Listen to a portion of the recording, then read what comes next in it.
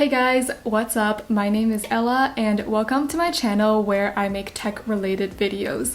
And today I'm going to be talking about my iPad Pro. This is the 2018 11-inch model. I first got this iPad last year and I've been pretty much using it every single day. I use it for my schoolwork, for drawing, for making my YouTube thumbnails, what else? And I guess just some other random miscellaneous things as well. So I am definitely very familiar with this device, and today I'm going to be giving you guys a full comprehensive review of the iPad Pro. I will let you guys know all of my thoughts on this device after 1 full year of use. And then at the very end, I will say who I think the iPad Pro is good for and who I don't. So let's just get started. Okay, so the very first thing that I'm going to talk about is the iPad's physical form, which is, in my opinion, the best part about the iPad. This iPad Pro is extremely lightweight.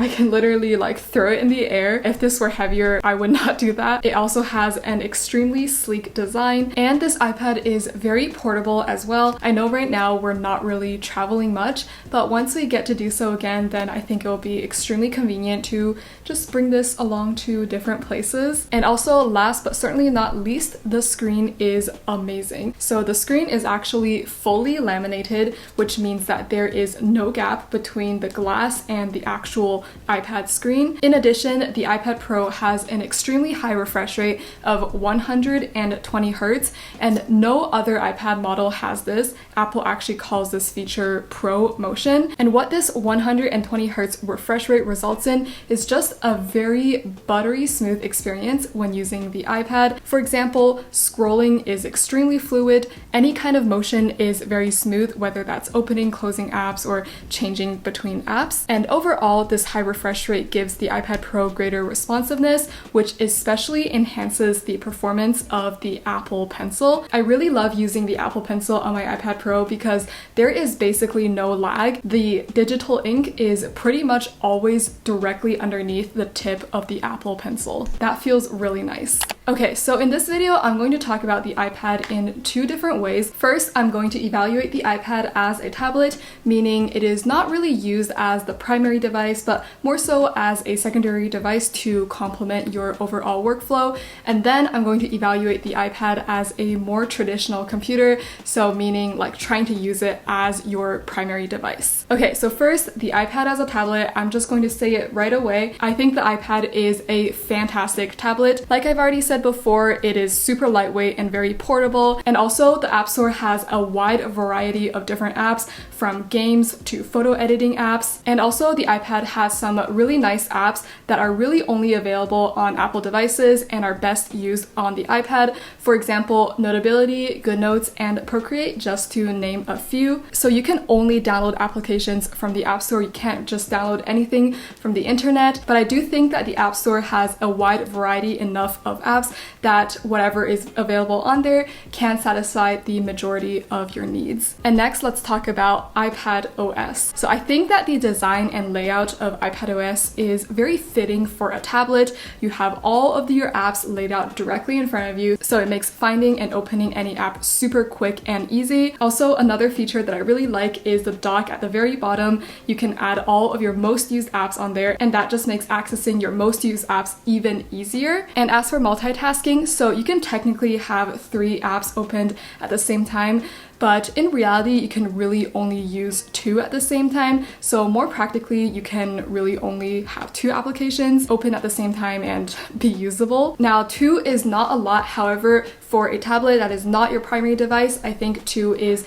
a reasonable amount. And when you're in the multitasking mode, switching between apps is very smooth. Switching the display ratio of your 2 open apps is also very smooth. So overall, I think that the layout and smoothness of iPadOS make it a great operating system for a tablet-like device. And lastly, I'm just going to mention Sidecar because I really like this feature. And what Sidecar allows you to do is extend your MacBook screen onto your iPad. I personally use Sidecar a lot for school. I like to have my lecture, my notes, and my slides opened at the same time, and I do need an additional screen to be able to do that. Now that I've got a little monitor, in case you guys didn't notice, I don't really use this anymore because I just have everything on my big monitor. But before I got this monitor, which was just 3 days ago, I used Sidecar a lot along with my MacBook. I just think that Sidecar allows the iPad to become a very nice complement to the MacBook. Okay, and next let's talk about the iPad as a computer, meaning trying to use it as your primary device. And the short answer that I have to that is no, the iPad just cannot be used as a computer, and now I will explain the main reasons why. So first of all, the iPad does not handle downloading files very well. Downloading files is something that I do multiple times a day, so I think that it's very important to be able to very quickly and efficiently download and open up files. On my computer, it takes one click to hit download, and then it shows up in my downloads folder and I can open it. Super easy. However, on the iPad, if I want to download a file, the experience is much less straightforward. I need to specify where the file should be stored at the time of download. And of course, this isn't very hard or very slow. However, it is much slower compared to downloading files on the computer. And that's why for me, this is one of the reasons why the iPad just cannot be used as a computer. And the second reason is that the App Store is great and does have a wide variety of apps. However, there are still a good amount of apps that are not available on the App Store. For me, for example, as a computer science student, I need to download Visual Studio Code, PyCharm, IntelliJ, and none of those are available on the App Store. They are available to download through the internet, and I am able to do that on my MacBook. But like I've already mentioned, on the iPad, you can really only download apps through the App Store and not just from the internet. So in this case, again, this is another area where like the iPad just cannot do something that is very much possible to do on traditional computers. Okay, and the third reason is iPadOS. So iPadOS is definitely very smooth and very easy to use. However, the downside of this is that it is very limiting. On my computer, if I need to, I can have like 5 different things open at the same time. For example, maybe on a busy day, I have like a Zoom call going, and then I want my notes, I want Discord, I want a web page. If I wanted to have that, I can make that happen on my computer. But on my iPad, I cannot. I can only have at most 2 apps opened at the same time. So even though the iPad can multitask,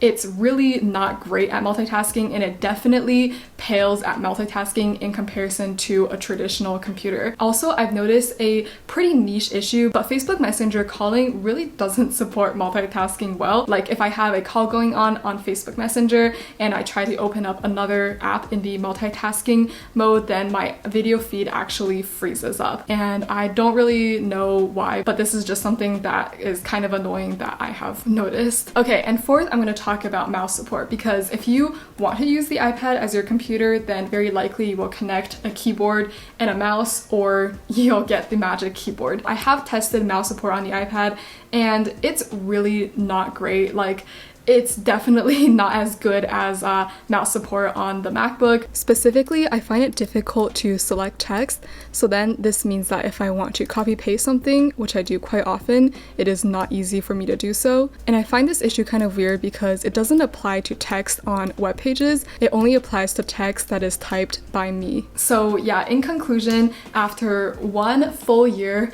with this iPad and using it extensively, I've come to the conclusion that the iPad is fantastic as a tablet, but it just cannot be used as a computer. It is great as a secondary device. It's super portable and lightweight. I love like carrying my iPad with me around to places. Not so much my MacBook because it weighs like 5 pounds. And also I do think that iPadOS is a very fitting operating system for a tablet too. However, after trying to use my iPad as a computer just to test it out, I found that there are just many necessary things that can be done on the laptop easily that are just impossible to do on the iPad. Okay, so finally, the question, who is the iPad good for and who isn't? So my opinion on this is that if there is an app or many apps that you want to use that are only available on Apple devices and are best used on the iPad, for example, example, you're an artist and you want to use Procreate, or you're a student and you want to take like Instagram worthy notes and you want to do that through either Notability or GoodNotes, then in that case I would say yes, go for the iPad. Those apps are definitely fantastic apps,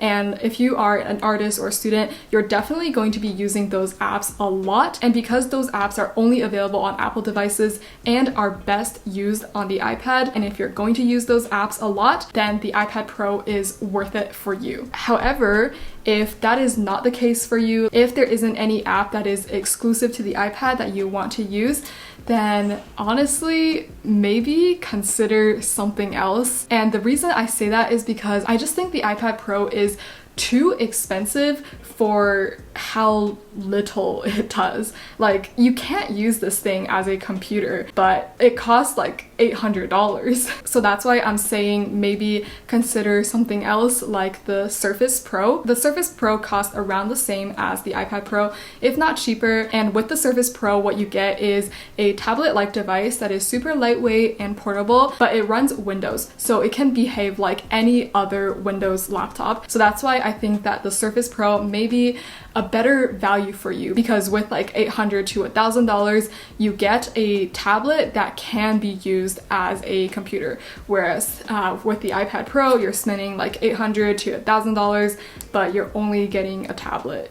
This thing is not a computer. So that is going to be it for this video. I hope you guys enjoyed it. Please let me know your thoughts on the iPad Pro. I really want to know. If there is something that I said that you disagree with, then feel free to leave a comment down below, because I do want to see different perspectives. But anyways, I really hope that you enjoyed this video. If you did, please remember to give it a thumbs up, and also be sure to subscribe to my channel down below. I also have some links down below, so feel free to check those out as well. I have a link to a Chrome extension that I made, also to my Twitch and Instagram. So yeah, you guys can look in the description if you want to get to know me more. And I will be back soon with another tech related video, so I hope to see you in another one of my videos. Bye!